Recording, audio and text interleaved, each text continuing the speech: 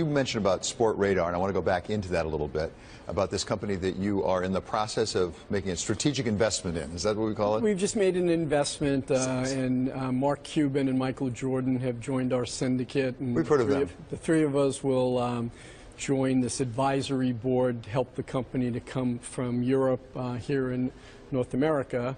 And they have a lot of momentum. They've done a big deal with the NFL, with the NHL, with NASCAR.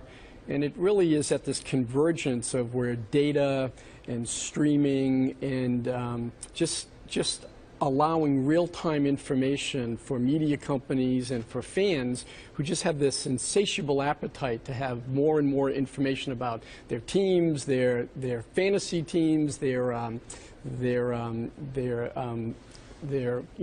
the players that they've picked.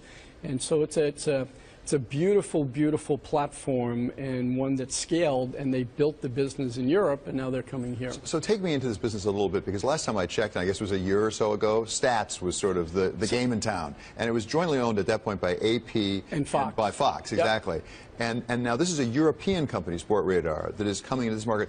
Where's your competitive advantage here? Well, it's really interesting because we're starting to see now, because there's 4 billion people online around the world, only 400 million in the United States.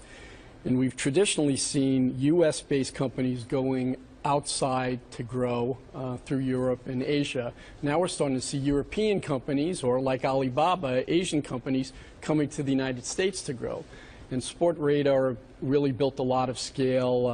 They do work with about 60 leagues and different teams. They grew up really in the gaming business, being able to do fraud detection and connecting leagues and teams and casinos and betting parlors to make sure that nothing unsavory was going on the data side. And is the essence of this business the contracts with the leagues?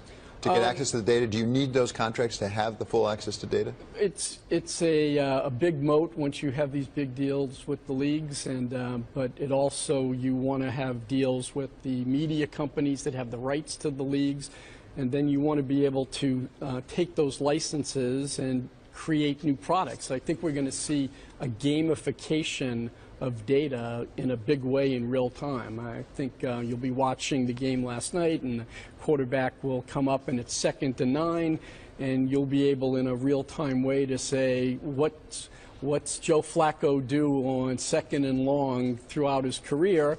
What are the odds I think he'll throw a pass instead of call a draw play? And one day you'll be able to game around that.